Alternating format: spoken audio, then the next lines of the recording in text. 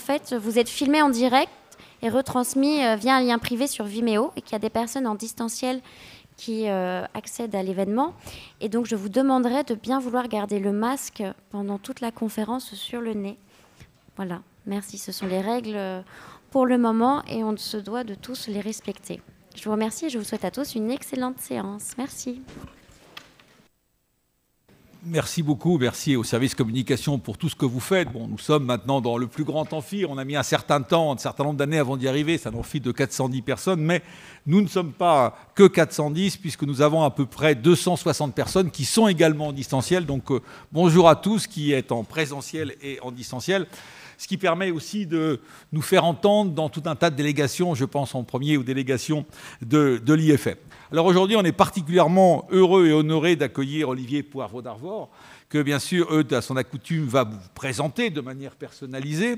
Je suis vraiment heureux de cette intervention sur les pôles, on en avait déjà parlé, mais rien n'est aussi intéressant que d'écouter Olivier Poivre d'Arvor sur ce défi.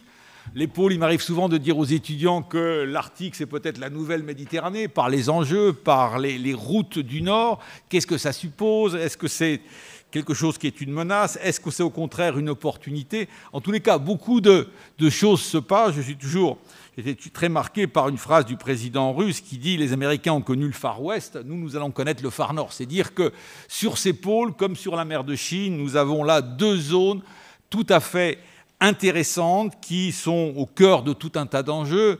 Peut-être que vous nous parlerez aussi, Olivier, du Groenland. Je me souviens qu'il n'y a pas si longtemps, le président Trump voulait acheter le Groenland. C'est vrai que les Américains ont une très grande tradition d'achat des terres. Bon, il y a beaucoup de choses à dire, mais elle est où quelque part encore la politique de l'Union européenne vis-à-vis du Groenland, puisque c'est quasiment l'Europe, un Groenland qui est quand même la deuxième réserve mondiale d'uranium et de terres rares. C'est dire que finalement, nous ne sommes pas une puissance arctique, mais grâce à Olivier Poivre d'Arvor, nous le sommes quand même un petit peu. Et c'est dire à quel point on est particulièrement heureux, cher Olivier, de vous accueillir.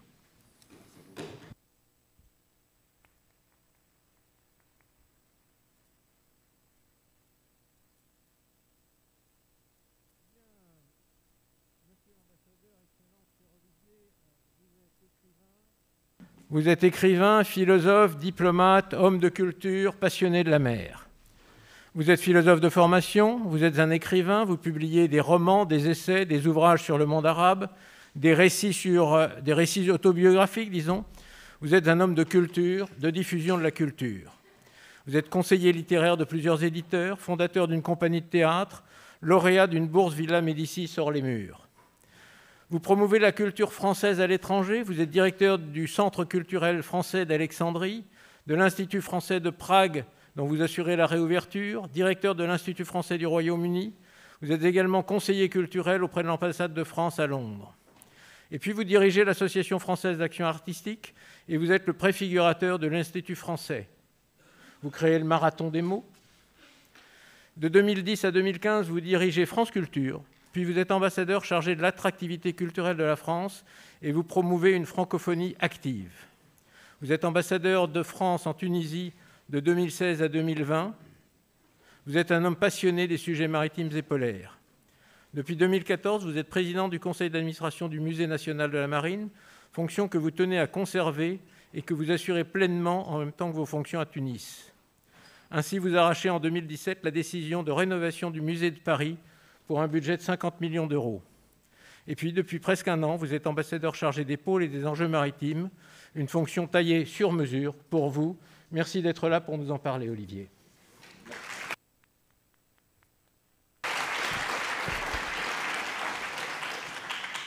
Merci à Christian Buchet, directeur du Centre d'études de la mer de l'Institut catholique de Paris. Merci à vous, à toi, Eudes, président de l'Institut français de la mer. Merci à vous toutes, surtout, et tous. Et je suis très impressionné de cette belle audience et du nombre d'ordinateurs qui sont là présents, mais aussi moi ce qui m'intéresse plus, c'est les paires d'yeux, les paires d'oreilles aussi. Et donc je souhaite qu'évidemment on puisse échanger le plus possible sur les quelques propos que je pourrais avancer ce soir. J'arrive à l'instant même d'un train qui venait de Brest. C'est assez loin, la Bretagne, enfin, c'est mon pays, mais c'est quand même loin. Parfois Ça paraît loin et en même temps, c'est le lieu que le président de la République a choisi pour être le siège, accueillir le One Ocean Summit, qui parlera des pôles comme des mers et qui sera, je crois, le premier grand sommet international consacré à l'océan en France depuis fort longtemps. En tout cas, je n'ai pas souvenir d'en avoir vu beaucoup dans l'histoire de ce pays. Et je suis très redevable de la pugnacité de mon voisin de gauche, Eudes, qui s'inquiétait à juste titre du fait que pendant cette présidence française que nous allons inaugurer donc le 1er janvier, nous allions manquer l'occasion de parler d'océan. Voilà. Et donc, tu m'as mis la barre très haut. Et il m'a harcelé, c'est du harcèlement professionnel, avec l'océan bien commun. Donc voilà, c'est sous cet auspice-là que ce sommet, One Ocean Summit, se tiendra. Donc j'ai beaucoup de reconnaissance pour le travail que vous avez mené à l'Institut français de la mer, avec aussi d'autres personnes de grande qualité, des femmes puissantes que sont Catherine Chabot, Françoise Gale et d'autres. Et puis je suis un lecteur comme vous de Christian Buchet qui a écrit des textes tout à fait singuliers par sa connaissance, sa profondeur historique et géographique et géopolitique. C'est rare de combiner les deux. Et donc je me sens vraiment encadré, sinon surveillé, mais en tout cas bien encadré, bien entouré, et avec vous aussi de même.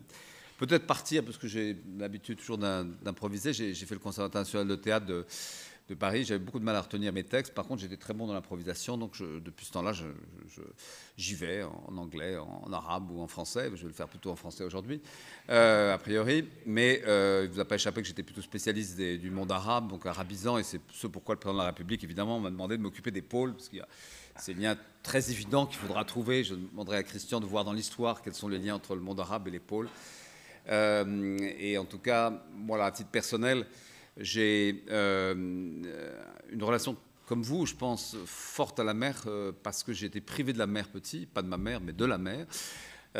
C'est pas oedipien, mais c'est vrai que breton, avec ma famille en Bretagne, la maison de famille en Bretagne, vivant à Reims, dans un endroit où il y a peut-être quelques traces de trilobites dans le fond de la terre, du calcaire champenois, mais enfin, je me projetais en permanence à travers, à l'époque, la lecture principalement, mais aussi ces moments extraordinaires de la vie qui consistaient à quitter Reims pour aller en Bretagne, en Côte du Nord de l'époque, et voilà, vivre aux côtés de cette mer que j'ai retrouvée hier depuis quelques heures pour aller repérer les endroits où se situera ce One Ocean Summit.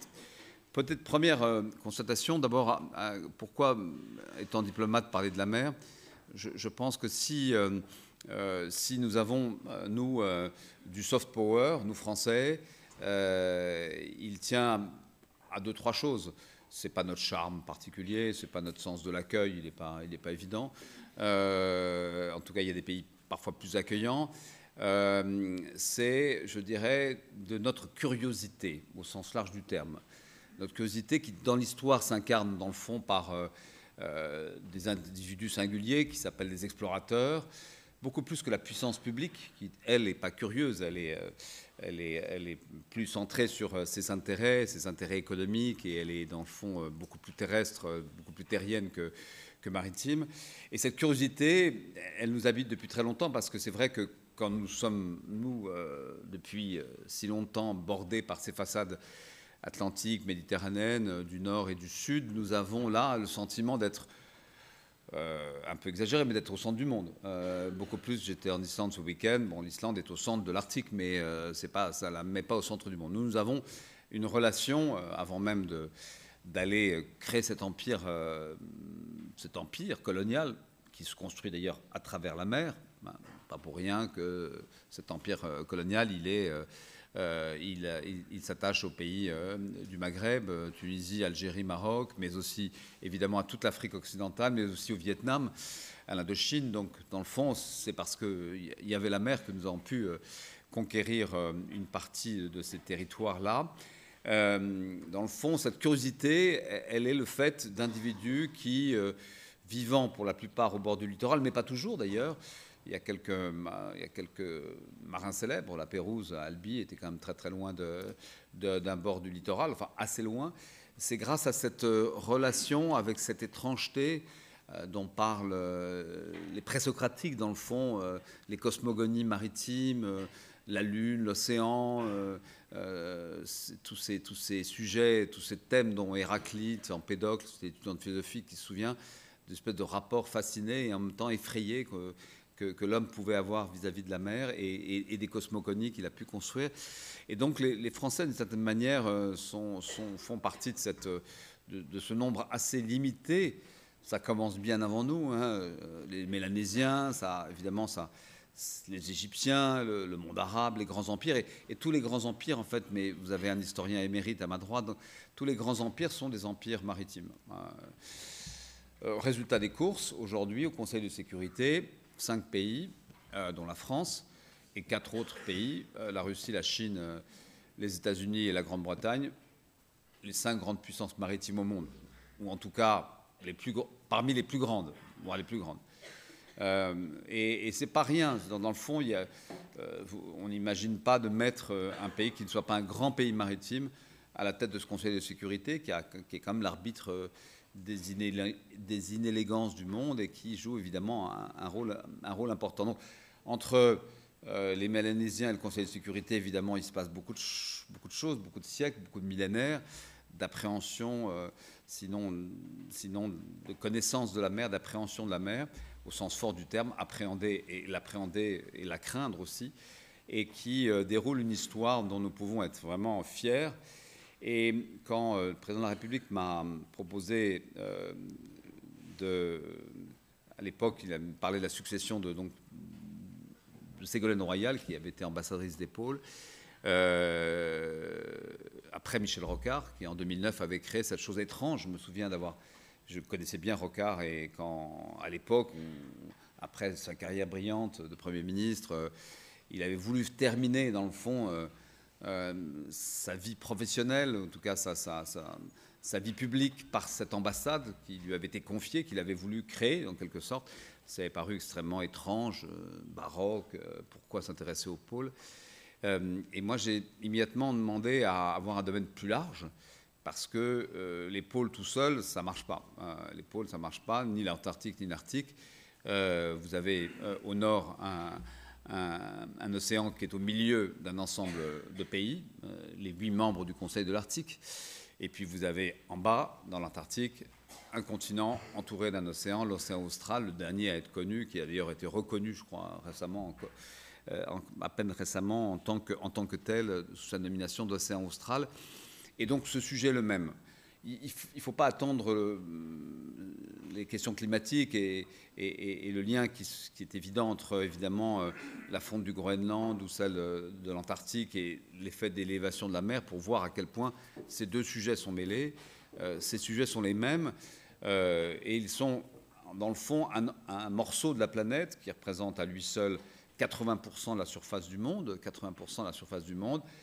qui est assez peu considéré, ou en tout cas qui tient, mais qui tient debout, plus ou moins bien, avec, en effet, ces sujets climatiques que j'évoquais, mais qui tient par une sorte de bonne volonté des hommes, avec très peu de textes, dans le fond, mais quelques textes importants sur lesquels je voudrais revenir, et qui ne sont pas nombreux, mais qui sont, en termes de gouvernance, extrêmement intéressants. La gouvernance des océans, la gouvernance des pôles, ça peut paraître ennuyeux, en tout cas pour ceux qui ne s'intéressent pas à la matière juridique. Je ne suis pas un obsédé du droit, mais je note quand même qu'il y a là, avec peu de textes, peu de règles, des organisations assez admirables. Prenons la mer, bon, vous les connaissez bien.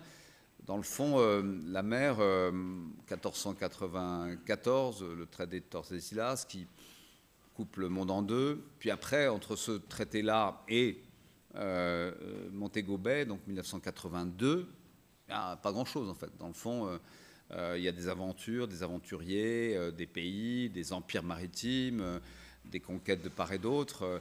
Mais il faut attendre il y a 40 ans exactement, puisque nous allons célébrer en 2022, donc dans peu de temps, les 40 ans de droit de la mer, en fait, de cette convention de Montego Bay qui fixe de manière assez géniale. Et dans le fond, ça s'est passé assez bien, à un moment où quand même l'histoire du monde était assez vacillante, avec des oppositions Est-Ouest très fortes, mais qui ont permis quand même aux États de se mettre d'accord sur un traité qui répartissait, à travers les définitions des zones exclusives économiques, ce que vous connaissez par cœur, les 12 miles, les 200 miles, puis le plateau continental, qui a réparti le gâteau maritime.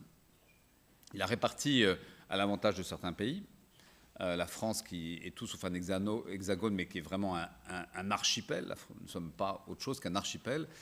Nous, évidemment, nous avons eu la chance de pouvoir être ce deuxième, ou certains disent premier domaine maritime, mais comme la vérité, c'est que c'est plutôt le deuxième quand on fait bien le calcul. Et malgré le recomptage qu'on peut faire à travers ce programme qui s'appelle Extraplac, porté en partie par l'IFREMER, alors nous regagnerons quelques centaines de milliers de kilomètres certainement, mais qu'importe. Nous avons ce grand domaine maritime. Et je crois qu'il faut partir du droit et du territoire pour comprendre bien la mer et pour comprendre les problèmes qui se posent d'ailleurs à la mer. Dans le fond, moi j'essaie depuis 9 mois beaucoup d'oublier que je suis français et de me mettre à la place tantôt des Russes, tantôt des Chinois. Pourquoi ? Parce que c'est quand même ceux qui sont parfois les plus obstruants, ou en tout cas les plus complexes, mais qui ont un rapport légitime à la mer qui est leur rapport. Et dans le fond, on parle beaucoup de la Chine, ce besoin d'expansion, évidemment qu'il est patent ce besoin d'expansion chinoise. Pour moi, il tient essentiellement au fait que cette division, ce découpage de 1982 de Montego Bay, leur attribue, ainsi qu'à l'Inde, alors que ce sont des pays considérables, des zones exclusives économiques ridicules. On n'avait rien contre, mais il se trouve qu'il y a du monde autour, donc on coupe en deux et on sépare, et ça produit évidemment des zones exclusives économiques, notamment pour la Chine, tout à fait ridicules, et qu'évidemment, elle a envie d'aller plus loin. S'ajoute à ça, évidemment, ces grands problèmes de souveraineté que vous connaissez et qui mettent dans des tensions réelles des pays comme la Chine, la Russie, le Japon, le Vietnam, les Philippines, la Malaisie et quelques-uns d'autres qui, dans cette partie du monde, en effet, se disputent du territoire.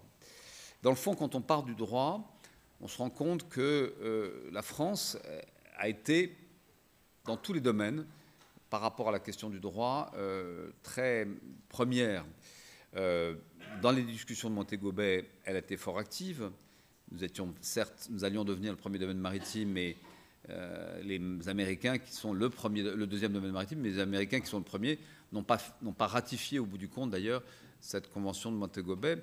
Mais nous l'avons été en fait bien plus tôt, et là je vais passer à l'Antarctique brusquement, dès 1959, dans la discussion du traité de l'Antarctique, qui est un modèle. Vraiment, ce traité de l'Antarctique, regardez-le bien, contemplez-le. À mon avis, il est unique et il n'est pas durable.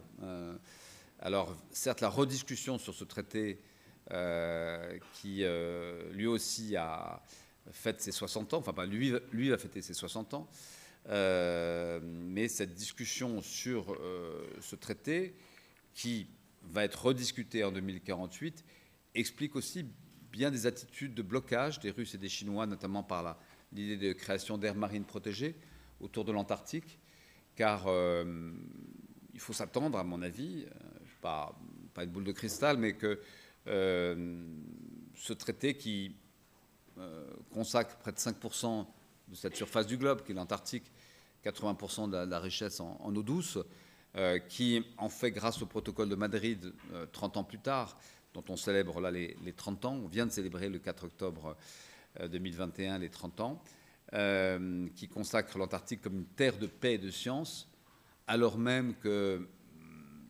quelques États possessionnés, donc, qui revendiquaient l'Antarctique, auraient pu décider de s'écharper sur ce sujet-là. La France en État. Nous avons une part importante de l'Antarctique, ou en tout cas une part significative de l'Antarctique, qui s'appelle la Terre Adélie, du nom d'Adèle, l'épouse de Jules Dumont d'Urville, un explorateur étonnant qui part à la découverte de plein de choses, mais notamment de l'océan austral, et qui prend des grands risques et qui va finir, comme vous le savez d'ailleurs, lui et sa famille, qui va mourir dans un accident de train. Je ne sais plus où, d'ailleurs, près de Versailles. Voilà, c'est l'ironie de l'histoire, mais en tout cas, nous avons, nous Français, mais aussi les Russes, mais aussi les Américains, mais aussi les Australiens, à l'époque, pensaient ce traité de l'Antarctique dans un moment qui était extrêmement difficile, de tension Est-Ouest considérable, les années 50, fin des années 50, pour produire un texte qui est aujourd'hui véritablement un texte unique où les nations, alors les traités au départ réunissaient les parties principales, les pays possessionnés, puis après ceux qui ont eu les pays qui étaient liés au traité, puis après aujourd'hui 54 pays qui ont pour certains des voix consultatives, mais de véritablement proscrire toutes les activités industrielles, militaires, nucléaires en Antarctique. Je pense que c'est quelque chose qui devra être défendu, un bien commun, là aussi. Je pense que les pôles sont un bien commun.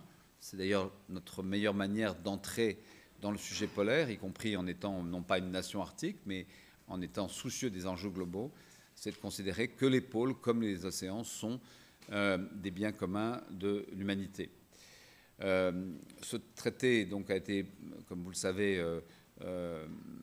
affiné encore par ce protocole de Madrid, et c'est là, en 1989, l'œuvre de Michel Rocard, quand présidant la deuxième réunion des pays de l'Antarctique à Paris, il s'aperçoit que les Néo-Zélandais ont le projet d'un traité qui s'appelle le traité de Wilmington, qui va permettre l'extraction minière, car il y a probablement, même si le coût d'exploitation est encore extrêmement élevé, ou serait probablement très élevé, ce traité de Wellington propose donc que l'on puisse pratiquer des exploitations minières en Antarctique. Et Rocard, Premier ministre, qui préside cette réunion, c'était la deuxième, on a j'ai eu le privilège de présider la troisième, qui s'est tenue en juin dernier, se fâche, découvre ce traité. Et c'était une belle époque où, à ce moment-là, on appelle le Premier ministre australien, avec qui on s'entend bien. Ça change, hein, ben voilà. Et Bob Hawke, une figure formidable, est à Paris. Et lui et Michel Rocard vont voir François Mitterrand et obtiennent l'accord de François Mitterrand pour qu'on lance ces discussions sur ce qui va devenir ce protocole de Madrid 2 ans plus tard et qui va vraiment consacrer l'Antarctique comme terre de science et de paix. Mais l'Arctique, dans le fond, moi je crois assez peu, même si on a besoin de se faire peur un peu, ou en tout cas les journalistes ont besoin de se faire peur et ont besoin d'imaginer que des enjeux globaux vont conduire à des conflits et à des guerres. Je crois assez peu à un scénario sombre en Arctique. Dans le fond, pour être allé dans la plupart des pays maintenant arctiques, au Groenland et au Svalbard, ce Conseil de l'Arctique, qui se réunit depuis maintenant 25 ans, et qui est une sorte, c'est pas péjoratif d'ailleurs, de syndicat, d'une copropriété de pays arctiques, et qui réunit pourtant quand même des pays qui ont eu dans l'histoire récente des occasions de se montrer un peu offensifs l'un vis-à-vis des autres. Je pense à la Russie, évidemment aux États-Unis, le Canada, l'Islande et les 4 pays nordiques, dont 3 sont dans l'Union européenne, la Suède, le Danemark, la Finlande, et se rajoute évidemment la Norvège.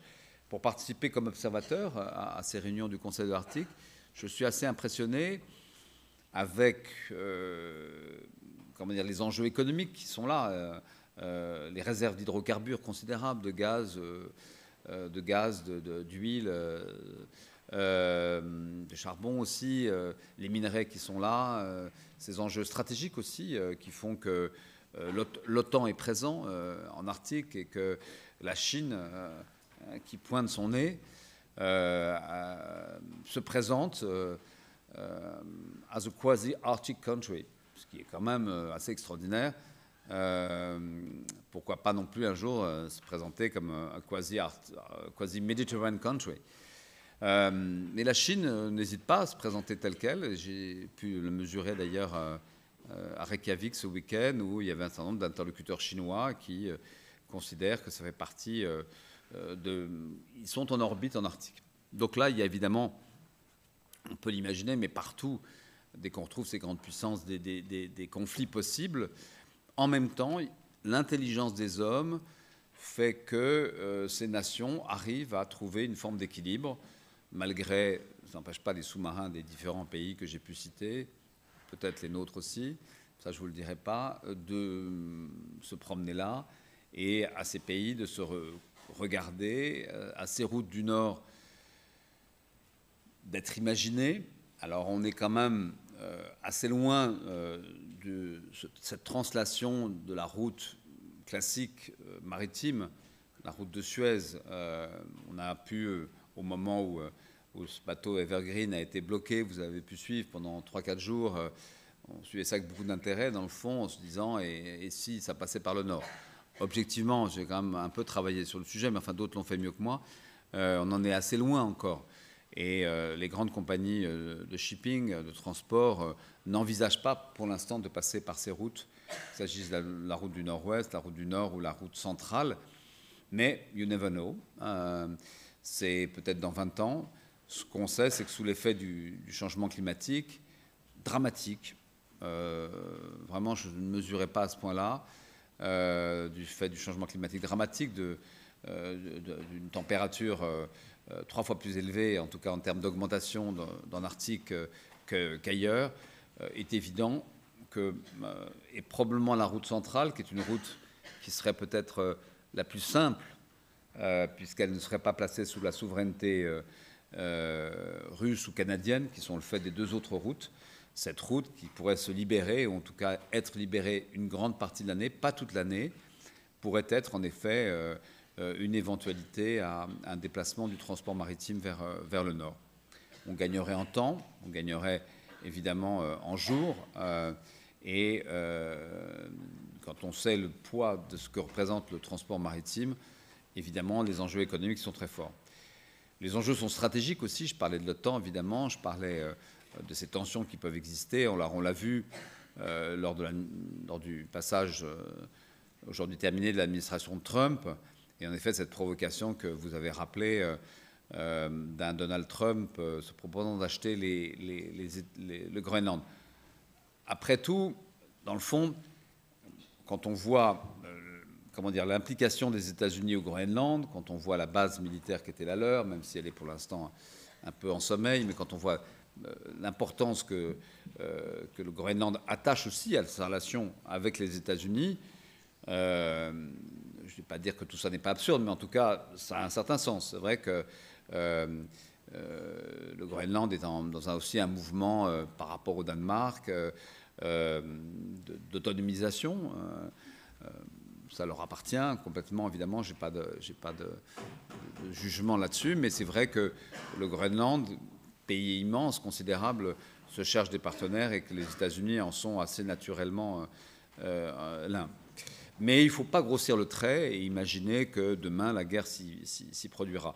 Je pense en effet, et vous l'avez rappelé Christian, qu'il y a d'autres terrains extrêmement tendus. Évidemment la mer de Chine méridionale, mais aussi l'Europe. Je pense que les tensions qui sont apparues en Méditerranée entre la Grèce et la Turquie sont de nature à nous inquiéter. Les tensions qui sont extrêmes. Il y a des enjeux économiques aussi, évidemment, derrière tout ça. Et puis derrière tout ça, il y a des grandes puissances, il y a l'Iran, il y a la Russie. Donc ce n'est pas un micro-sujet. Mais tous les jours, on en voit. Vous avez vu peut-être récemment dans les journaux qu'il y a une dispute, au sens peu philosophique, de tension très grande entre le Kenya et la Somalie. Là encore sur une question de ZEE, de zone économique exclusive, notamment sur un petit triangle non négligeable qui est très poissonneux, donc qui est évidemment une source de revenus qui est celui de la pêche, mais aussi d'hydrocarbures. Et la Somalie qui a obtenu par décision de la loi cet espace supplémentaire est challengé par le Kenya qui n'y se résout pas. Voilà. Tout ça pour dire que la mer, c'est normal, peut ou va devenir le lieu de la translation de pas mal de conflits terrestres ou de tensions qui peuvent exister, et que nous, notre rôle, je dirais évidemment les diplomates, c'est évident. J'ai beaucoup appris en regardant l'un de mes patrons, Hubert Védrine. Nous sommes là pour faire la paix. Et faire la paix, ça veut dire aussi parler avec ceux qui ne nous aiment pas, surtout parler avec ceux qui ne nous aiment pas. Et donc, en ce moment, on essaye de voir, nous, Français, comment, y compris avec des moments douloureux, récemment, je pense en effet à ce sujet des sous-marins, avec les Australiens, avec les Britanniques, avec les Américains, comment être facteur de paix. Je pense que ce qui distingue la France par rapport à d'autres grandes puissances maritimes, que je ne juge pas, mais dont on voit bien qu'elles sont par leur force, par leur agressivité parfois, c'est que nous sommes la seule vraie grande puissance maritime d'équilibre.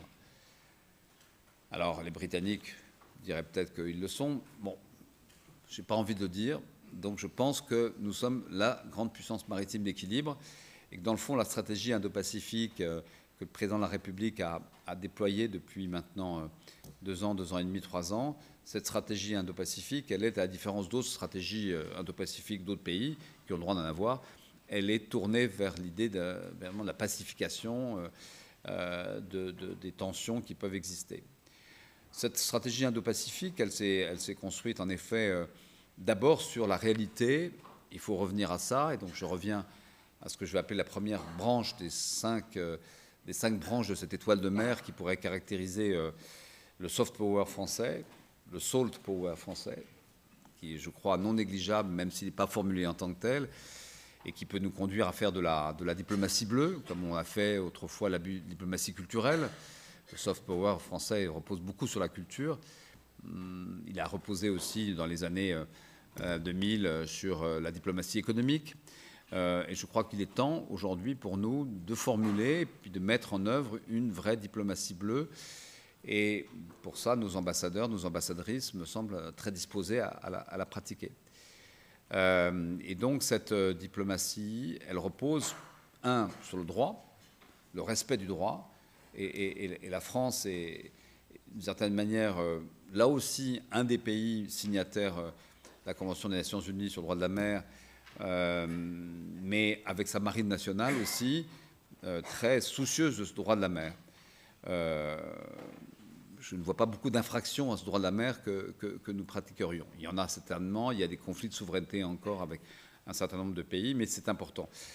Pourquoi ? Parce que nous avons cet archipel qui nous porte partout dans le monde, on le répète assez souvent, et qui notamment nous donne une responsabilité, puisque je crois que la surface globale de notre surface terrestre de 500 000 km² fait de nous 0,6 ou 0,8%, je ne sais plus, de la surface du globe, alors que dès lors que nous regardons notre surface maritime, 20 fois plus importante que notre surface terrestre, évidemment, nous représentons, notamment sur la question des atolls, par exemple 20% c'est le pays qui compte 20% de l'ensemble des atolls dans le monde, 10 ou 12%, les chiffres méritent d'être vérifiés parce que je ne les ai pas sous les yeux, mais du corail.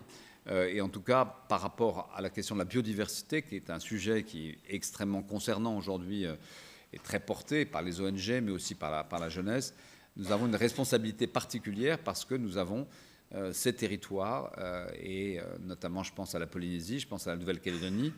Ça peut d'ailleurs être un sujet important en fonction du résultat du prochain scrutin en Nouvelle-Calédonie, mais la Polynésie représente une part considérable, voire 90% de notre ZEE. Et nous avons, par notre présence avec les terres australes et antarctiques françaises, par notre présence dans le Pacifique, Nouvelle-Calédonie, Polynésie, évidemment, un rôle important qui nous a semblé que les Indiens, les Australiens, les Japonais, les Indonésiens souhaitaient que nous prenions, ce qui était assez nouveau dans les années 90-2000. Nous étions, enfin 90 surtout, regardés notamment par les Australiens comme la puissance nucléaire, les tirs français qui irritaient énormément ces pays du Commonwealth. Et il nous a semblé, en tout cas dans les années 2010-2020, aujourd'hui, que face à la puissance chinoise, j'étais avec le chef, l'amiral, le préfet maritime à Brest hier soir, et il me rappelait que tous les 3 ans, les Chinois produisent en nombre de bateaux ce que nous avons, nous, en nombre total de la flotte française. C'est-à-dire que tous les 3 ans, hop, ça devient une flotte française en plus. Donc, à ce rythme-là, la marine chinoise va devenir évidemment la première marine mondiale. Les États-Unis sont devenus la première marine mondiale, si je ne me trompe pas, après la Seconde Guerre mondiale. Ils ont doublé les Britanniques. Mais on peut, à mon avis, se dire qu'en 2030, de facto. Alors, ça ne veut pas dire forcément que tout ne se calcule pas en tonnage. Il y a des questions stratégiques. Il y a plein de choses qui font que les Américains ont quand même une puissance très, très singulière. Mais enfin, ça dit long, en tout cas, de ce que représente pour ces autres pays que j'ai cités cette puissance chinoise qui fait peur, évidemment. Elle fait peur sur le plan économique parce qu'elle a évidemment la force économique du transport maritime.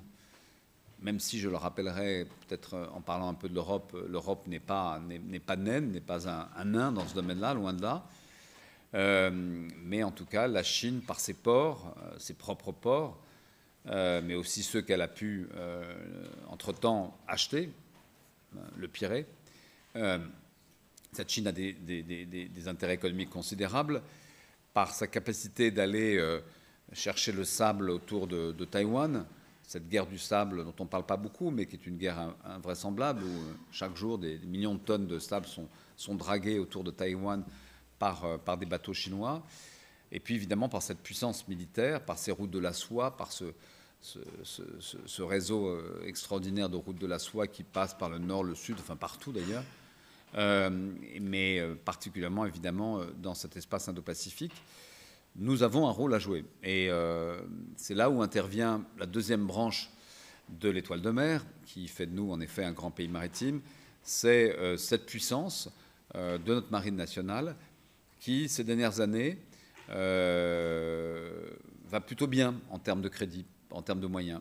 Il y a eu, non pas une recapitalisation, le terme n'est pas juste, mais quand on parle aux marins, quand on parle aux amiraux, quand on parle aux préfets maritimes, aujourd'hui, véritablement, il y a des programmes d'armement qui sont importants et nous avons une marine nationale, qui se projette partout et qui, évidemment, dans cette région du monde aussi, d'ailleurs, avec les Américains, avec les Australiens, avec d'autres pays, les Japonais, travaillent, fait des exercices communs et cette marine est extrêmement respectée et elle fait respecter le droit. Et un peu partout. En Arctique, le Rhône encore récemment est repassé en Arctique, mais évidemment en Indo-Pacifique, mais évidemment aussi sur les côtes africaines et un peu partout dans le monde, à vrai dire. Donc le deuxième élément de la puissance maritime française, au-delà du territoire, de la souveraineté du droit, c'est cette puissance. C'est vrai, quand on parle aux marins, cette capacité de dissuasion, pour eux, elle est décisive. Il faut faire peur. Si vous ne faites pas peur, de facto, vous êtes le plus faible. Et notre marine, qui ne fait pas que peur, elle fait beaucoup de bien, y compris par rapport à la préservation de la biodiversité, la lutte contre la pollution, le sauvetage, enfin, bon, elle a des missions extrêmement larges, est évidemment un atout essentiel. La troisième branche de cette étoile de mer française, c'est évidemment la branche économique. C'est ce que représentent dans le PIB les produits de la pêche, les produits de l'agriculture, les produits plus généralement de toute l'activité navale de construction, de chantier, de transport maritime. On peut être fier de temps en temps, il faut l'être, et je trouve dans ce domaine de la mer, vous avez fait pour ça un travail formidable, vous, ensemble, depuis des années, c'est de rappeler cette fierté-là. On peut être fier, par exemple, d'avoir, avec CMA-CGM, aujourd'hui, le 3e transporteur maritime. Quand Jacques Sadet est arrivé, je crois, du Liban avec un bâtiment ou 2 bâtiments, quand on voit aujourd'hui ce que son fils, Jacques Sadet étant décédé il y a maintenant 2 ans, je crois, ce que son fils, vraiment, cet empire maritime de CMA-CGM, c'est assez impressionnant. C'est à Marseille, c'est français, et y compris pendant cette crise du Covid, c'est un acteur essentiel de l'économie française avec des bénéfices records d'ailleurs. vous le savez, mais le transport maritime représente aujourd'hui en tonnage, 92% du transport mondial. Donc les enjeux sont évidemment considérables. Et quand on est troisième, c'est évidemment formidable. Donc ces intérêts économiques, ils expliquent en partie d'ailleurs la terrible, l'amertume qu'est la nôtre vis-à-vis de ce contrat avec les Australiens. Naval Group, j'ai eu l'occasion de voir à quel point Naval s'était impliqué, et ça représente évidemment des intérêts économiques, mais au-delà, évidemment, une projection de puissance aussi. Les chantiers de l'Atlantique, nombreux sont aussi, évidemment, je n'ai pas cité la plaisance, et je n'ai pas cité, évidemment, ce qui fait notre succès touristique. Il n'y aurait pas 80 millions de touristes en année normale, pas en année Covid. Il n'y aurait pas 80 millions de touristes en France si on n'avait pas cette activité littorale, donc ce tourisme du littoral qui joue un rôle essentiel. En discutant avec les élus du littoral qui se sont réunis il n'y a pas très très longtemps, j'ai vu à quel point, en effet, ça représentait pour eux une ressource essentielle. La quatrième branche de cette étoile de mer, il n'en reste qu'une autre après, rassurez-vous, ce n'est pas des mille pattes, donc c'est plus simple, c'est évidemment la science. Là aussi, fierté. Et il faut vraiment le dire, le redire. Nous avons, depuis très longtemps, des scientifiques qui travaillent sur le sujet maritime. L'expédition d'Égypte, Bonaparte, n'était pas que scientifique, loin de là. Mais enfin, il y avait cette dimension scientifique qui était extrêmement importante. L'histoire du Muséum d'histoire naturelle est construite sur des collections qui ont été collectées, évidemment, dans les Outre-mer, sur les mers. Et donc, cette recherche scientifique française, qui est objectivement, y compris en anglais, fait de nous un des 4-5 grands pays en termes de publication, de recherche.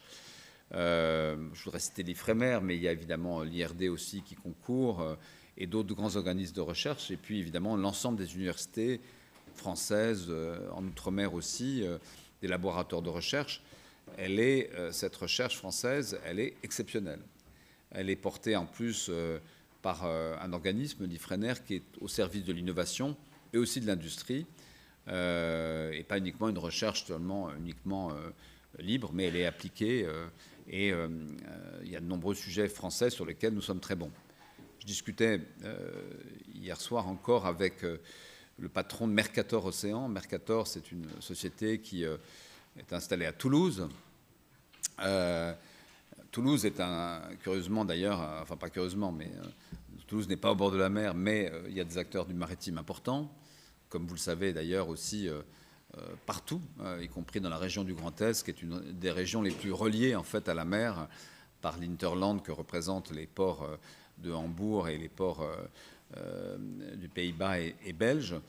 Et dans le fond, Mercator, depuis maintenant 2 décennies, développe tout un ensemble qu'on pourrait appeler un jumeau digital de l'océan, grâce à toutes les données qui ont été collectées, consiste à pouvoir avoir ce jumeau de l'océan, digital, numérisé, qui permet dès aujourd'hui de travailler sur l'océan de manière extrêmement précise, sans pour autant mettre les pieds dedans, sans pour autant plonger, mais de savoir à tout moment la température, l'acidité, l'oxygénation, et donc de pouvoir là avoir un ensemble un corpus de connaissances tout à fait exceptionnel.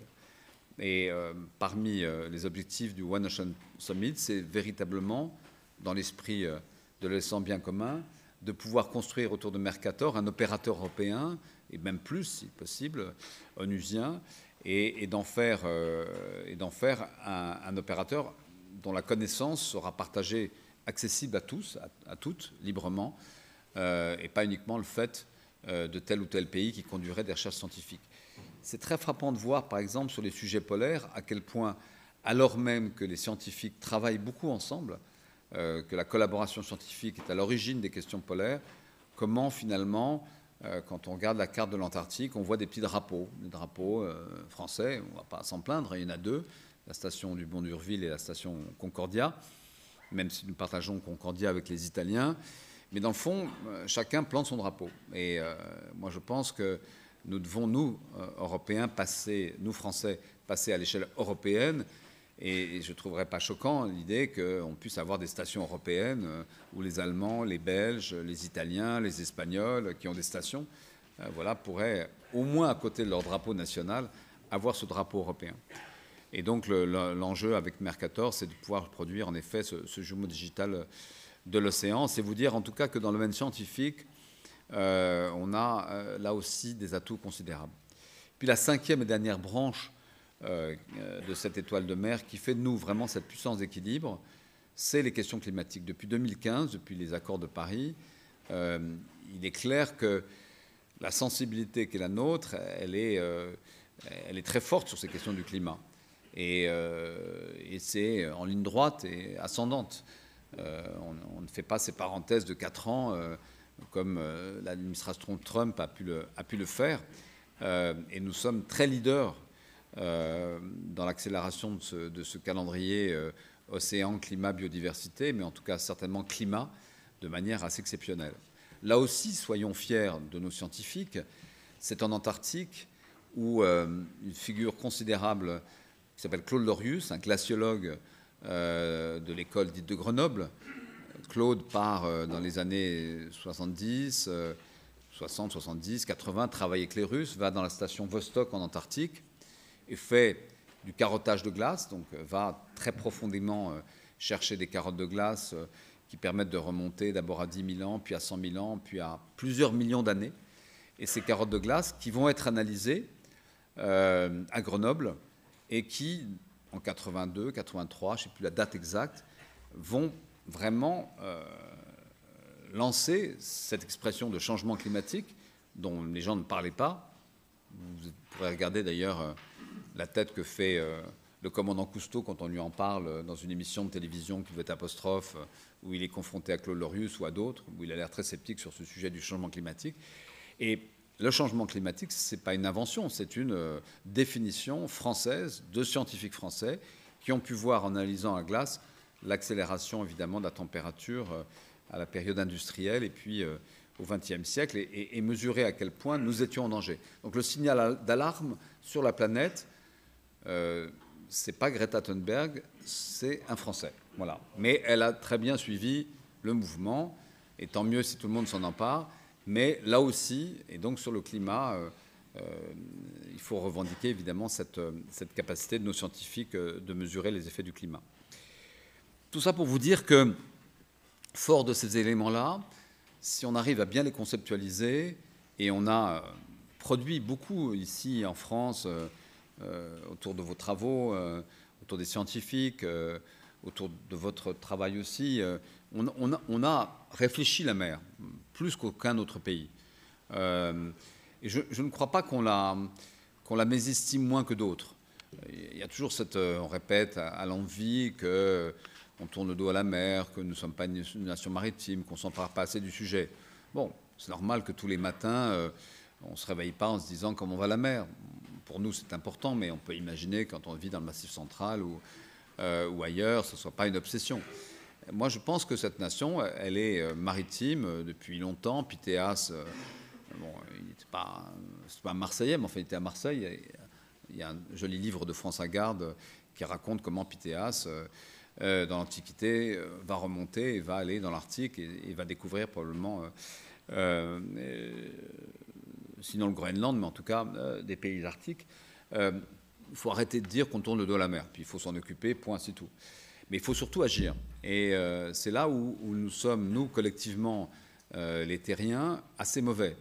Parce que on a beaucoup privilégié ces dernières années la question climatique, la question de la biodiversité. Il y a 2 COP. L'une se réunit dans quelques jours à Glasgow. L'autre a commencé à se réunir à Kunming, celle de la biodiversité en Chine, et va continuer l'exercice de manière physique en raison du Covid au mois d'avril-mai. Mais l'océan est toujours une sorte de sous-chemise, de sous-dossier de cet ensemble climat-biodiversité. Or, parce qu'il représente comme enjeu, ce qu'il représente d'abord comme surface tout simplement, il mérite véritablement d'avoir d'abord un corpus de connaissances qui, comme le GIEC ou comme l'IFES sur la question de la biodiversité, nous permettent de renseigner les politiques, de renseigner les décideurs. Et quand les Russes ou les Chinois disent « mais non, ça ne sert à rien de protéger l'Antarctique », de pouvoir leur dire « mais si, c'est prouvé, parce que si vous ne le protégez pas, des espèces vont disparaître, des manchots empereurs vont bouger, vont quitter l'Antarctique, etc.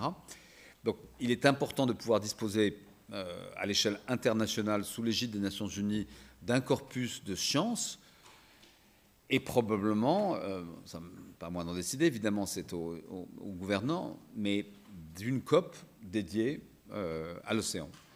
L'océan ne peut plus être le point B d'un ensemble qui soit seulement le climat. Il faut penser océanique, il faut penser maritime, il faut se mettre dans ce point de vue de la mer, il faut se mettre aussi dans la tête de la flore et de la faune pour penser la mer. Et donc, ce renversement un peu épistémologique consiste à dire on ne va pas regarder la mer comme si elle était à côté de nous, mais vraiment on est dans la mer, nous sommes des mériens, expression que Jacques Rougerie avait lancée, mais qui est une belle expression, nous sommes d'abord des mériens, nous oblige, je crois, vraiment à disposer de cet outil qui permettrait tous les ans ou tous les 2 ans aux pays des Nations Unies de prendre des mesures. Prenons un exemple bien précis, la négociation aujourd'hui qui s'appelle BBNJ. BBNJ, ça veut dire Biodiversity Beyond National Jurisdictions, et ça veut donc dire qu'on est en train de discuter de... la haute mer, c'est 60% de la surface de la mer, je pense. Hein. Les autres étant de la mer attribuée, en quelque sorte, possédée à travers ces zones économiques exclusives. On est en train de discuter de 60% aujourd'hui à New York, dans des discussions qui n'en finissent pas, à des niveaux politiques très faibles, dans le fond, des niveaux de fonctionnaires. Bon, c'est bien, mais enfin, ça a ses limites. Ça devrait être un sujet très concernant. L'espace, on voit bien ce que l'espace produit comme implication d'État. Récemment encore, on l'a vu à travers l'expérience spatiale. Mais l'expérience maritime, la discussion de 60%, de 70% de la surface du globe, ça doit représenter, je ne sais pas combien, mais enfin 50% de la surface du monde, quoi, ou 45, je ne sais pas. Enfin, c'est beaucoup, quoi. C'est beaucoup et c'est très important. Très important pour la préservation de la biodiversité. C'est très important aussi pour un sujet sur lequel je trouve, nous ne sommes pas les seuls d'ailleurs, mais nous n'avons toujours pas trouvé, comment dire, pas trouvé notre boussole, qui est la question de l'exploitation ou de l'exploration d'abord des fonds marins. Et la bonne nouvelle est que dans le plan d'investissement pour 2030, le président de la République a annoncé 2 milliards d'euros pour l'exploration des fonds marins, mais en même temps, on voit bien que nous sommes un peu écartelés entre quelques entreprises qui voudraient évidemment pouvoir trouver des débouchés économiques, c'est normal, si elles investissent dans l'exploration, des scientifiques qui veulent connaître ces fonds marins parce qu'on le dit, on le répète à l'envi, mais on ne connaît qu'une petite part des espèces marines, de la faune. On a encore beaucoup de choses à découvrir. Il y a peut-être beaucoup de choses, et y compris des choses de valeur à découvrir en termes d'encroûtement cobaltifère ou de nodules polymétalliques. Mais qu'importe, ces enjeux sont considérables, ils sont stratégiques. Et cette négociation, dans le fond, elle traîne. Le prochain round qui est prévu au mois de mars, déjà s'annonce pour être, non pas le dernier comme c'était prévu, mais une rencontre de plus, alors que les sujets sont évidemment d'importance. Ce qui me semble important, et puis je vais vous laisser peut-être réagir à ces quelques propos aujourd'hui, c'est d'être vraiment, très concrètement, sans lyrisme, que notre pays soit un des pays leaders les plus actifs dans l'accélération de ce calendrier, de cet agenda océan, climat, biodiversité. Pour ce faire, le président de la République a choisi d'organiser ce premier sommet international français qui s'appelle le One Ocean Summit, sur le mode des One Planet Summit qu'il avait mis en place depuis maintenant 2 ans. Et ce One Ocean Summit va tenter de trouver 4-5 sujets sur lesquels véritablement nous pourrons créer des coalitions d'acteurs qui vont pousser tel ou tel dossier. Alors je pense évidemment à la question de la BBNJ, donc la gouvernance, pour que l'objectif soit très ambitieux. Je pense évidemment à la question de la pollution, et du traité qui ne vient toujours pas, un traité contre la pollution plastique. Le sujet plastique est extrêmement concernant, y compris d'ailleurs avec les microplastiques en Arctique, mais surtout en Méditerranée, où vraiment la situation est catastrophique. Ce traité contre la pollution plastique, évidemment, il met en jeu beaucoup d'intérêts économiques, hein, donc il faut en parler avec ceux qui produisent du plastique, et notamment du plastique à un seul usage, mais c'est un sujet extrêmement concernant pour la mer. Donc voilà un deuxième sujet sur lequel, en plus de la gouvernance, nous pourrions nous focaliser. Il y a le sujet des aires marines protégées, notamment ces aires marines protégées dont je parlais en Antarctique. 2 millions de kilomètres carrés de biodiversité qui peuvent être préservés, mais depuis maintenant 9 ans, les Russes et les Chinois bloquent donc cette adoption, alors que l'ensemble de la communauté internationale, y compris les Américains évidemment, portent cette cause qui avait déjà été portée en 2016 par Barack Obama, qui avait réussi à convaincre Vladimir Poutine de classer comme mer marine protégée la mer de Ross. Mais là, depuis maintenant 9 ans, on n'arrive toujours pas à faire de même pour l'Antarctique Est et pour la mer de Weddell. Et parmi les autres sujets, il y a ces sujets de connaissance, notamment de ce jumeau digital. Nous aimerions que ça devienne un projet européen et donc avec une gouvernance européenne d'abord et puis internationale pour pouvoir partager la connaissance. Il y a plein d'autres sujets qui sont évidemment d'importance. Je pense notamment au verdissement du transport maritime. Et c'est ce qui va me permettre de conclure avec un petit message par rapport à l'Europe. Verdissement du transport maritime, ça concerne évidemment ces grandes compagnies. L'Europe sait, mais elle ne revendique pas assez, sa puissance. D'abord, c'est le premier domaine maritime au monde, mais les 4 compagnies que sont CMA CGM française, que sont Maersk, la première danoise, que sont la compagnie allemande et la compagnie italo-suisse, représentent 50% du transport maritime mondial. Donc c'est considérable, c'est la moitié de ce transport maritime, c'est des milliards et des milliards de chiffres d'affaires. Et on a beaucoup de mal, par exemple, à l'échelle européenne, à trouver ensemble, avec ces compagnies qui ont de logique économique, hein, mais le chemin vers la transition énergétique, vers un transport qui soit beaucoup moins polluant, avec un transport vraiment décarboné. Maersk, par exemple, a une stratégie très ambitieuse, voulant passer tout de suite au méthanol pour donc construire des nouveaux bateaux, pensant que ça va être un argument par rapport à ses clients, d'ailleurs, d'être plus vert ou plus bleu que les autres. CMA, CGM, Rodolphe Sadé, lui, a une perspective de transition plus longue, peut-être, transition par le passage avec le gaz naturel liquéfié. Et bon, ça me paraîtrait comme important qu'on puisse arriver entre transporteurs européens en tout cas un regard partagé, en tout cas sur cette question évidemment très, très importante. Voilà, il y a pas mal de sujets dont on va parler. On pourra aussi peut-être parler pendant ce sommet des questions des captures accidentelles de cétacés, qui est un sujet qui est très concernant et qui touche en plus, je crois, beaucoup les sociétés civiles, les ONG. Les sujets sont très nombreux. Puis je terminerai juste en disant que de toute façon, même si encore pas mal de pays ne s'intéressent pas à la mer et beaucoup de gens ne se réveillent pas en se demandant comment vont les océans, de facto, la maritimisation étant une littoralisation, l'avancée absolument irrémédiable et sans frein des hommes et des femmes vers la mer, vers le littoral, qui fait que 75% de la planète va vivre à moins de 75 km d'un littoral d'ici. Alors, moi, je me fie toujours 2030, 2035, bon, qu'importe, mais enfin bientôt. Hein, quand on aura 3/4 de l'humanité qui sera à 75 km d'un littoral, on va voir la rencontre. Elle va être spectaculaire parce que, évidemment, l'homme va vouloir influer encore plus sur la mer, parfois bien, souvent mal. L'assainissement, l'urbanisation à outrance, mais la mer, qui est intelligente, va se rebeller et se rebelle déjà. Et tout est prévu pour que, grâce à, hélas, la fonte de la glace au Groenland comme en Antarctique dont j'ai parlé, l'élévation du niveau de la mer, le recul du trait de côte, les accidents climatiques, l'ensemble de ces éléments fassent que cette rencontre va être une rencontre de plus en plus douloureuse. On voit les images, on voit chaque année un peu plus de tsunamis, d'invasions maritimes.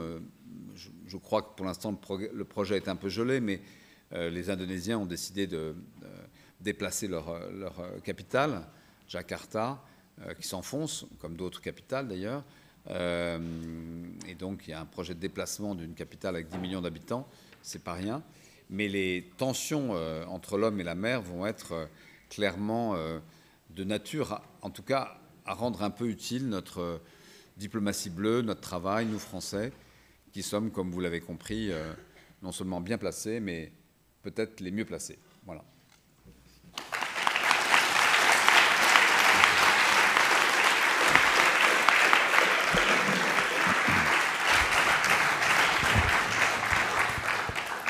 Merci beaucoup, monsieur l'ambassadeur, cher Olivier, pour ce tour d'horizon global, ces défis, pour tout ce que vous faites, parce que je sais ô combien One Ocean Summit, c'est un petit peu vous qui l'avez porté, combien vous nous parlez parfois d'un Davos de la mer.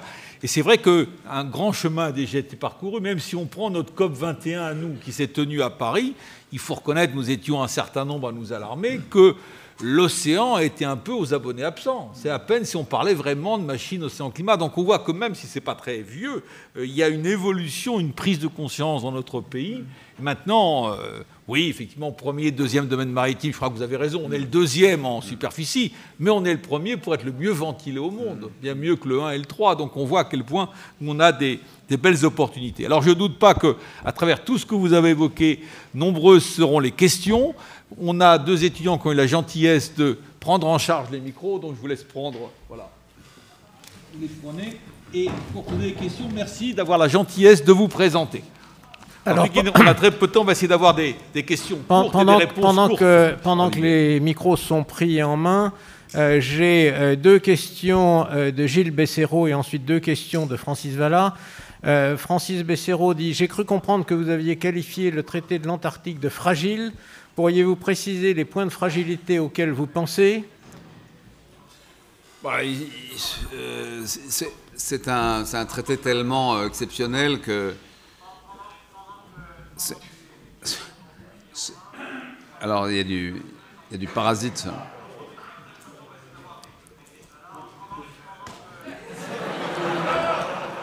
C'est bien. On n'y arrivera pas. Oui, non, il y a une rediscussion qui est prévue, donc, je pense, dès 2040, mais je ne peux pas imaginer qu'il n'y ait pas, là, d'abord, des recherches scientifiques qui permettent de savoir un peu plus ce qu'il y a dans l'Antarctique, la capacité d'exploration et d'exploitation, et qu'il y ait des tentations, en tout cas. Donc voilà, il faudra être vigilant, en tout cas. La deuxième question de Gilles Besséraud, c'est quelle articulation entre One Ocean Summit, Our Ocean et la conférence des Nations Unies au DD 14 de Lisbonne?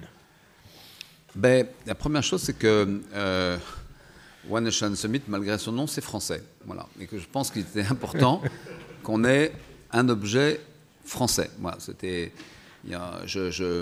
ça fait 9 mois que je travaille uniquement en anglais, moi. Donc maintenant, de toute façon, j'ai compris quand même que le sujet, la grande discussion mondiale sur l'océan, elle nous a échappé. Donc elle est portée par le Commonwealth, elle est portée par les Américains. Et dans le fond, Our Ocean, c'est une belle initiative, mais elle est portée par John Kerry. À Palau, c'est là où il y a une bonne base américaine. Enfin, les choses sont assez claires quand même sur, disons, l'importance que l'Amérique attache à la mer, et c'est formidable. Et Kerry a fait un travail exceptionnel sur ce sujet-là. Mais nous, il faut qu'on le fasse aussi à notre tour. Donc, on doit avoir cette initiative. Et la différence, c'est que c'est les Nations Unies qui nous ont demandé, à travers leur envoyé spécial, Peter Thompson, que je remercie vraiment, l'envoyé spécial d'Antonio Guterres, d'organiser cette réunion en début d'année pour permettre que le grand sommet UN-Océan, qui n'avait pas de réunion prévue préalable, soit un sommet efficace. Donc on se situe dans un calendrier vraiment très cohérent, où il y aura ce One Ocean Summit. On participera aussi, et on les intégrera d'ailleurs dans notre comité de pilotage à Rochenan, dans la République de Palau, et les Américains, pour qu'on pense ensemble quelques jours ou quelques semaines après ce qu'ils pourront faire de leur côté. Et puis l'objectif est évidemment aussi d'accélérer cette discussion au mois de mars sur la BBNJ, d'accélérer la discussion qui va avoir lieu fin février à Nairobi, donc la réunion UN sur l'environnement, sur la question de la traité de pollution plastique, et puis de faire qu'en juin, l'ensemble des pays du monde, à travers les Nations Unies, dans le cadre de cette décennie des sciences océaniques, soient capables de prendre des décisions et pas uniquement de faire des discours. Merci beaucoup. Voilà, les deux questions de Francis Valla. Pardon, je remets mon micro. Les deux questions de Francis Valla. Les réactions internationales des entités invitées confirment-elles bien qu'elles voient l'intérêt de ce sommet? Et qui sera invité en plus des États au One Ocean Summit? Francis Valla. Sera invité. Non, mais donc non, les États. L'idée, c'est d'avoir un segment politique qui permettra au président de la République de rassembler autour de lui une vingtaine de chefs d'État et de gouvernement qui ne viendront que s'ils s'engagent sur quelque chose. L'idée, c'est pas d'aller faire une fois de plus des discours sur le sujet, mais vraiment d'avoir des engagements de pays, y compris de pays importants. Et donc, on va d'ailleurs monter ça avec le Portugal et le Kenya, qui sont les deux, entre guillemets, parrains de la conférence UN de Lisbonne, fin juin, mais aussi avec Palau, mais aussi avec l'Union européenne, mais aussi avec Monaco et d'autres acteurs de ce type-là. Et il y aura donc les ateliers du One Ocean Summit qui vont être préalables et qui vont traiter des sujets qui ne sont pas mûrs, si j'ose dire. C'est-à-dire que je pense, par exemple, je ne vois pas qu'en janvier ou en février, on puisse mettre autour de la table l'ensemble des pays du monde sur la question de l'exploration et de l'exploitation des grands fonds. Parce qu'il y a beaucoup de débats. Voilà, donc il faut... Mais ces sujets-là, je pense, sont des sujets vraiment qui pourront être traités dans le cadre de ces ateliers du One Ocean Summit qui, à l'échelle internationale, et on compte beaucoup sur vous pour y contribuer, permettront de traiter des sujets un peu plus à bas bruit ou qui sont plus complexes, qui demandent du temps pour créer des coalitions. Et comme ce sommet sera placé dans le cadre de la PFUE, la présidence française de l'Union européenne, évidemment, l'Europe jouera un rôle très, très important, évidemment aussi pour créer ces coalitions. Merci. Alors, vous donnez la parole à la salle. Qui souhaite poser des questions? Voilà. Donc, merci de bien vous présenter. J'en profite attendant que le micro arrive pour saluer le président de l'Académie de Marine, Xavier Delagorce, qui nous honore de sa présence et qui sera à votre place dans une quinzaine de jours avec un certain nombre de confrères et consoeurs.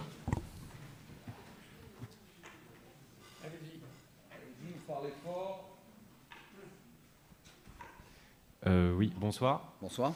Vous avez évoqué,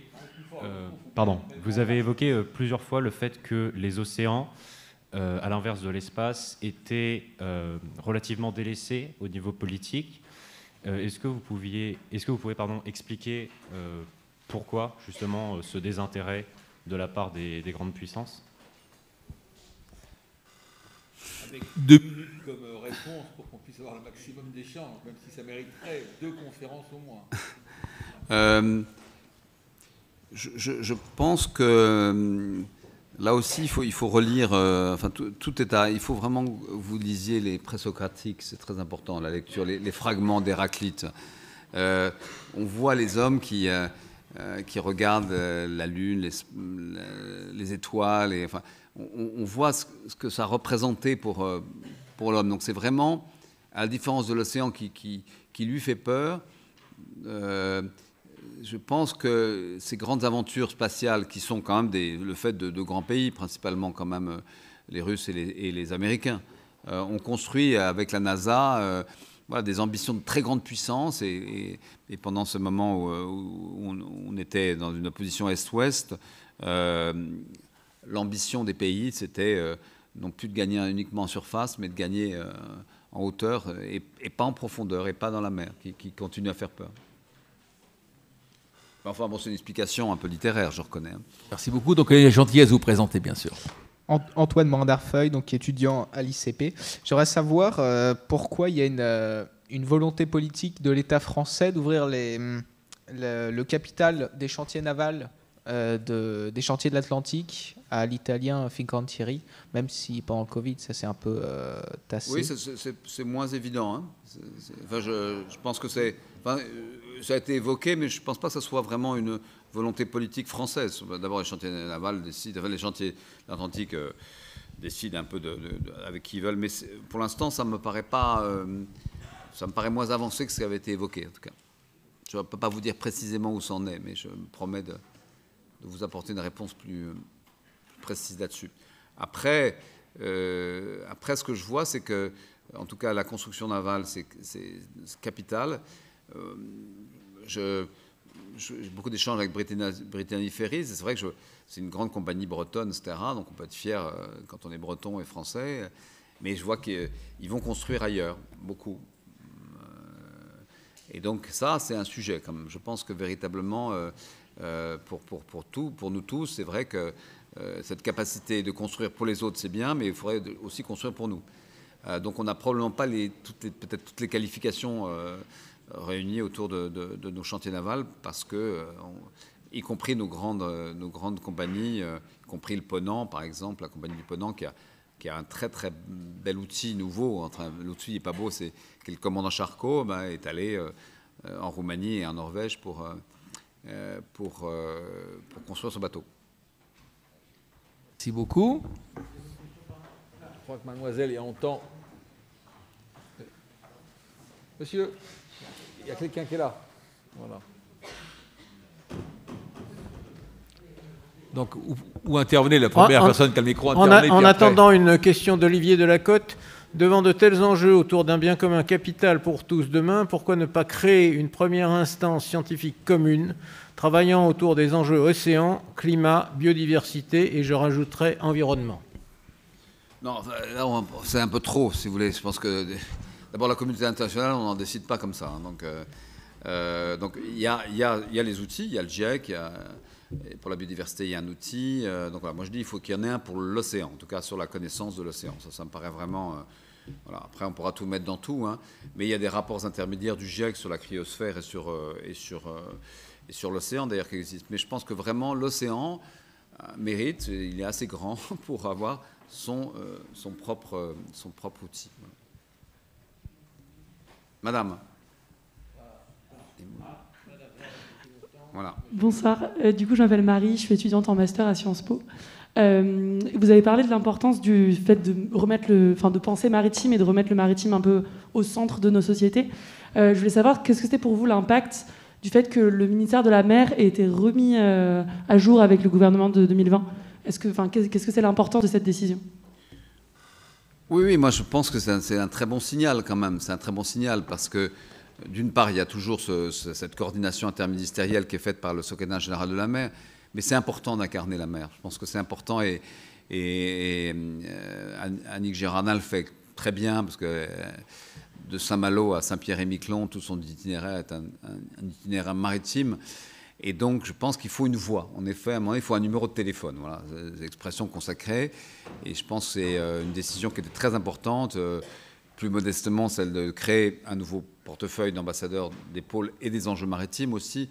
Et je ne fais pas de politique, hein, mais bon, je trouve qu'il y a une volonté, en tout cas marquée dans ce quinquennat, en tout cas de créer des outils, de même que de passer commande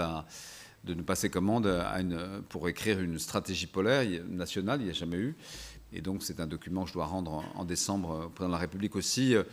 Voilà, en tout cas, cette conscience, elle est maintenant, elle est plus uniquement, réservée aux académiques, aux universitaires, aux scientifiques, mais je pense qu'il y a une prise réelle de conscience de notre responsabilité. Il y a peu de ministères de la mer, il y en a 4 ou 5, 6 dans le monde, je crois. Indonésien, portugais. Voilà. Merci. Donc, monsieur, en même temps qu'on vous promet le micro, on l'avait donné, on vous l'a arraché, on vous le rend. Merci, Olivier Dufourneau. Vous avez évoqué, je rebondis sur la question précédente, vous avez évoqué l'importance donc de créer plus de structures propres de la science à la décision, propres à l'océan. Et qu'est-ce que vous attendez de ces structures-là par rapport à une stratégie qui commence à porter ses fruits, d'au contraire diffuser l'océan dans tous les grands segments finalement des conventions internationales?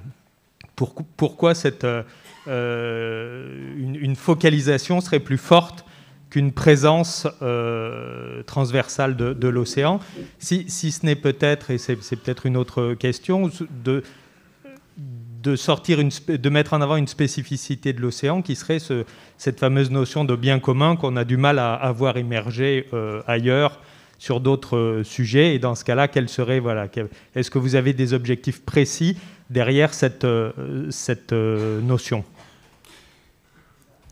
Oui, franchement, je pense que c'est le fait de toujours considérer la mer comme un sujet transversal, c'est un peu le problème quand même. C'est que donc aujourd'hui en France, tout le monde s'intéresse à la mer, le ministère des Armées évidemment, le ministère de l'Outre-mer, le ministère de la Transition écologique, le ministère de la mer, le ministère de l'Europe et des Affaires étrangères, le ministère de l'Enseignement supérieur, de la Recherche et de l'Innovation, etc. Et finalement, personne ne s'en occupe. C'est-à-dire que personne dit, voilà, moi je veux ça. Donc comme on est un État relativement dirigé, je pense que c'est très important, en tout cas, nous, de pousser l'idée d'avoir, y compris à travers ce jumeau digital d'ailleurs, à travers un lieu de la connaissance pour conseiller nos scientifiques, conseiller nos décideurs. Ce n'est pas dans les rapports du GIEC que vous trouverez grand-chose sur l'océan. Pas grand-chose. C'est toujours des sous-chapitres, j'insiste là-dessus. Et si d'ailleurs on a aussi peu exploré l'océan, c'est parce que justement c'est toujours un sous-tiroir.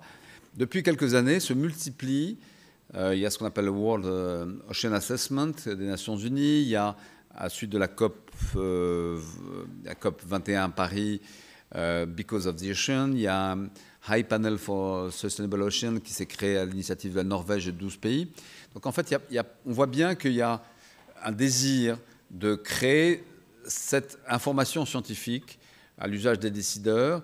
Je pense que le mieux, plutôt que de créer des coalitions des uns des autres, c'est sous un chapeau Nations Unies, donc sous un chapeau, pas le GIEC, ça portera un autre nom, mais d'avoir vraiment une information dédiée voilà, à ce sujet-là. Après, en effet, il faut croiser tout ça, hein, mais la mer mérite bien d'avoir sa grande université, en quelque sorte. Est-ce qu'il y aurait une question de nos internautes, Eudes, ou quelqu'un dans la salle? Un micro ici ou un micro là-bas, voilà. Côté bâbord, tribord est très parlant. Monsieur l'ambassadeur, bonsoir. Vladimir Gilg, étudiant L1 Histoire Sciences Po. J'avais une question justement à propos du rapport que vous devrez rendre, Monsieur le Président de la République, sur la stratégie au niveau des pôles, mais plus précisément sur la recherche dans l'Arctique.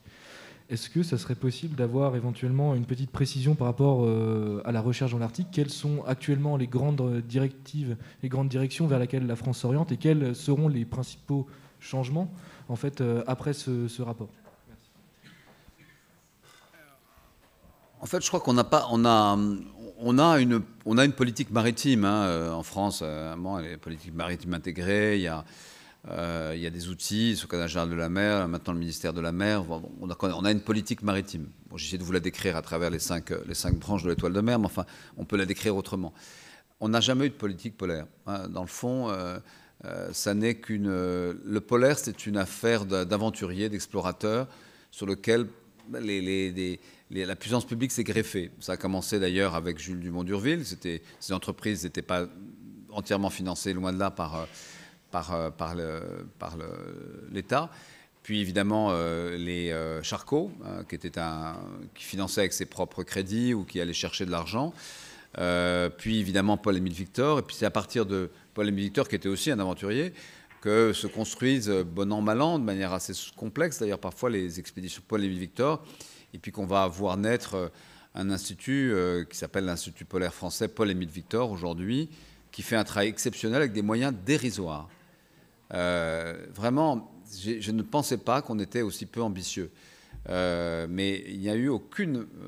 le seul ministère qui porte ça à bout de bras, c'est vaillamment le MESRI, le ministère de l'Enseignement supérieur et de la Recherche, mais il faut tripler les moyens consacrés à la recherche polaire. Aujourd'hui, les moyens que nous avons... Enfin, j'ai rien contre les chars Leclerc, mais c'est 3 chars Leclerc. Vous regardez sur Internet, le prix, enfin neuf, hein, pas au Bon Coin, mais vous les avez pour 8 millions d'euros, un char Leclerc. Ben, vous faites 3 x 8, ça fait 24. 24 millions d'euros, c'est tout ce que la France destine à sa recherche polaire, même à son activité polaire. Le week-end dernier, en discutant avec la directrice de ce qui s'appelle l'Alfred Wegener Institute, à Bremerhaven, donc l'Allemagne. Elle me disait, donc, est-ce que tu vas proposer dans ta stratégie polaire d'avoir un brise-glace? On n'en a pas. Bon, on est un des rares pays importants à ne pas avoir de brise-glace. À vrai dire, je pense que ce n'est pas la peine parce qu'il y en a suffisamment. Mais elle me dit, ben, nous, on a le Polarstern, mais on va en avoir un autre parce qu'il est un peu fatigué. Et donc, je suis contente parce que j'ai craint de n'avoir que 900 millions d'euros pour le construire et on a 1 milliard d'euros. Voilà. Donc, et moi, j'étais avec mes 3 Charles Leclerc. Et donc, on a perdu pied. On n'est vraiment plus dans la cour des grands. Mais les scientifiques font un travail exceptionnel. 80% d'ailleurs des moyens de l'Institut polaire sont dédiés à l'Antarctique, donc très peu à l'Arctique. C'est un vrai sujet. Et l'Institut polaire fait un travail formidable dans des conditions, mais j'ai encore vu le directeur à Brest, Jérôme Chaplas, exceptionnel, qui fait ce travail dans des conditions, mais vraiment déplorables. Et ce n'est pas la faute du ministère de l'Enseignement supérieur, c'est juste la faute de la puissance publique qui n'a pas donné les moyens nécessaires. Donc l'idée, c'est d'abord de savoir comment, au-delà de l'addition des questions arctiques et antarctiques, comment on considère les pôles bien commun. Bien commun, donc on peut s'intéresser à l'Arctique, et on doit s'y intéresser. On a aujourd'hui une petite station au Svalbard avec les Allemands, mais je pense qu'il est très important qu'on ait au Groenland des programmes ambitieux, parce que c'est vraiment le balcon du dérèglement climatique, hein. Je ne dis pas qu'il faille regarder du haut d'un balcon ce qui se passe, mais on voit là précisément ce qui est en train de s'organiser. Et donc il faut qu'on soit beaucoup plus ambitieux, plus doté, avec des moyens de flotte plus importants, des stations réhabilitées qui sont en très mauvais état, je pense à Dumont-d'Urville en Antarctique, et puis aussi des programmes de médiation vis-à-vis du public, d'éducation au pôle, pour qu'il y ait vraiment une sensibilisation forte. Voilà, donc il y a pas mal de projets de ce type-là, mais ça demande juste d'avoir, allez, au lieu d'avoir 3 Charles Leclerc, 6 Charles Leclerc dans un premier temps, puis 8, puis après un bataillon. Peut-être une dernière question avant la conclusion du président de l'Institut français de la mer. Merci. Oui, Xavier Bontemps, merci pour votre intervention très claire. Quelle est votre position sur l'offshore, les éoliennes offshore flottantes? Est-ce que ça ne ferait pas partie des sujets pour les One Ocean Summit? N'est-il pas évident que dans 20 ans, les coûts vont évidemment chuter et donc au-delà de la Corée, de l'Écosse ou même de la Normandie, on pourrait en voir dans tous les pays? Est-ce qu'il n'y a pas là un sujet qui pourrait préparer l'avenir? Merci. Certainement, pas comme nous on veut avoir des livrables, c'est-à-dire qu'en février, si ça a lieu mi-février peut-être comme c'est prévu, on va avoir des livrables, c'est-à-dire pouvoir dire voilà, on s'engage à nous, chefs d'État et de gouvernement. Donc ce sujet-là, on voit bien en France, c'est déjà pas consensuel. À l'échelle internationale, je pense qu'il n'y a pas une grande discussion sur cette question-là, du éolien offshore, mais évidemment qu'il faut le considérer, vous avez tout à fait raison, ça devrait être, je pense, un des sujets des ateliers du One Ocean Summit. Merci beaucoup.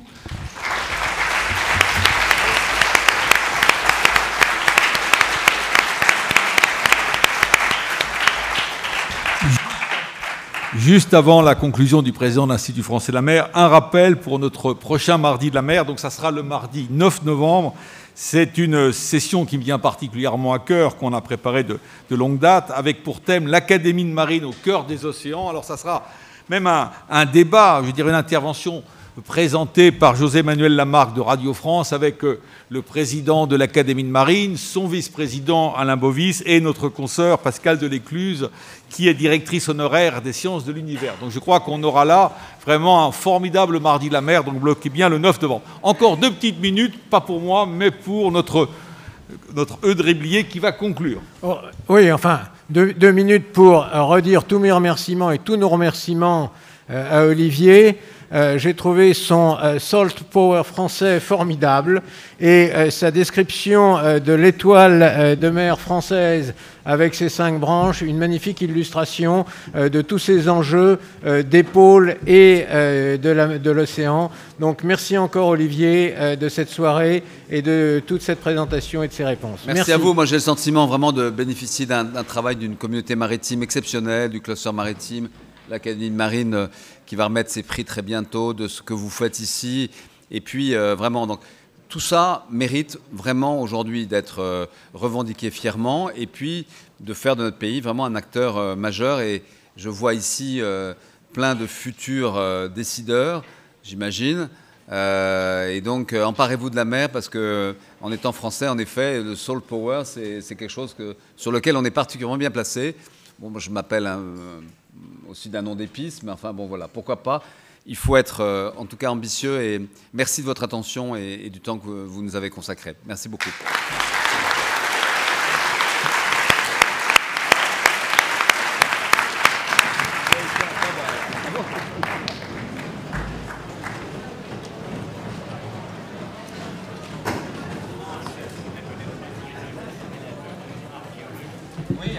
Je parlais du Drass, mais c'est vrai que c'est formidable. Remarquable. Oui, oui, oui. Oui, je sais. Ah oui, vous prenez votre train et merci d'avoir été là.